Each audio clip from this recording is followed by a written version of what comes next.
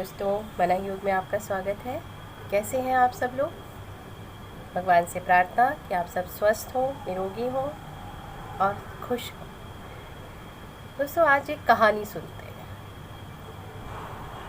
एक बार जब भगवान ने सारी सृष्टि बना ली, सब कुछ बहुत अच्छे से सेट कर दिया, वायु, जल, हमें सारे कुछ, पक्षियों की चहचहाहट, मतलब सब कुछ दे दिया, म्यूज़िक भी दे दिया, खाने पीने को सामान भी दे दिया, जड़ी बूटियाँ भी दे दी, सब कुछ दे दिया। अब उन्होंने सोचा कि अब मैं खुद भी आराम करता हूँ। बहुत मेहनत लगी थी बनाने में। अब भगवान ने भी अपनी जीके में कोठी बनाई और जाके शिफ्ट हो गए, वहाँ पर रहने लगे आराम से। अब रात हुई, खाना वाना खा के रात को सो गए और सुबह जब वो उठे तो देखा बाहर बड़ा शोर आ रहा है।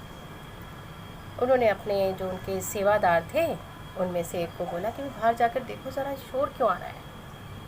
अब वो गया और आता भागा भागा घबराया हुआ आया और आके बोला, प्रभु बाहर तो बहुत भीड़ है। तो उन्होंने कहा, अच्छा क्यों, पता लगाओ।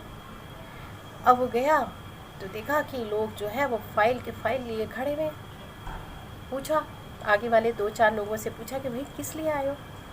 एक ने कहा कि भगवान से कहो कि मेरे बेटे की शादी नहीं हो रही है, उसकी शादी करवा दें। अच्छा, पीछे वाले से पूछा, जी मेरा मकान नहीं बन पा रहा है, बेघर हूँ, मेरा मकान बनवा दें। अच्छा, उसके बाद इस तरह से लाइन पीछे जो लगी हुई थी, कोई ना कोई समस्या लेकर वो लोग आए हुए थे। अब वो सेवादार अंदर गया और बोला भगवान से कि भगवान ऐसे ऐसे बाहर तो समस्याओं की लाइन लग गई है। बड़ी टेंशन हुई। उन्होंने कहा, अच्छा देखते हैं। अब मीटिंग बुलाई गई।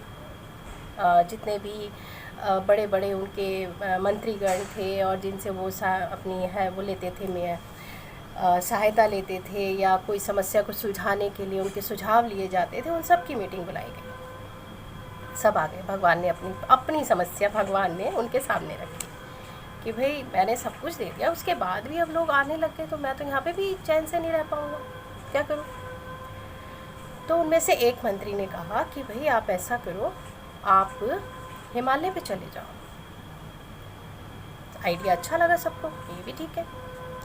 लेकिन उनमें से ही फिर एक ने बोला, अरे नहीं नहीं, हिमालय पे नहीं, हिमालय पे कोई ना कोई पर्वतारोहण पहुंच जाएगा, सबकी समस्याएं ले जाएगा थैले में और वो वहाँ पे पहुंच जाएगा, तो हिमालय तो ठीक नहीं है। फिर दिमाग लगाया गया, सोचा गया कि क्या करें, भगवान को कहाँ पर शिफ्ट करें। फिर ये हुआ कि चलो चांद पे चले जाओ। चांद पे सोचा गया, अरे ये बहुत सही है, चलो चांद पे रह के देख लेंगे कुछ दिन। फिर उनमें से एक समझदार ने हाथ उठाया कि प्रभु मैं कुछ कहना चाहता हूँ। बोलो। कि नहीं नहीं भगवान, मानव जो है वो बहुत तेज़ी से आगे बढ़ रहा है, हिमालय पे भी चला गया, चांद पे भी पहुँच जाएगा, और कोई एक बिरला जो पहुँचेगा वो सबकी समस्या ले जाएगा और आपको फिर उसकी समस्याओं को सुनना पड़ेगा। तो चांद भी ठीक जगह नहीं लग रही। प्रभु को भी लगा कि हाँ भाई ये बात तो ठीक है। फिर बैठा गए, सोचा गया, 1 दिन गुजर गया, 2 दिन गुजर गया, 3 दिन गुजर गए, सोचे जा रहे हैं कहाँ पे भगवान को शिफ्ट करें।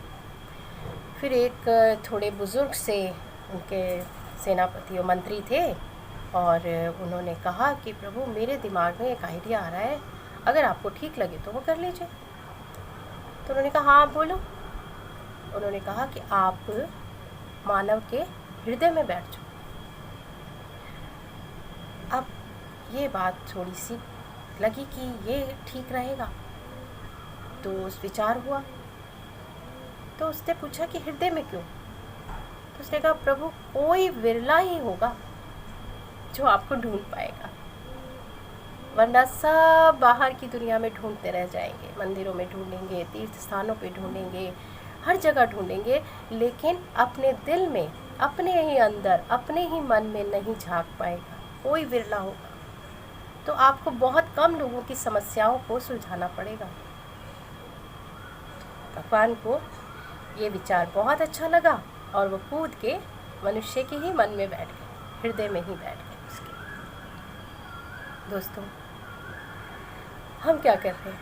हम बाहर की दुनिया में ढूंढ रहे हैं उसको, जो हमारे ही भीतर है।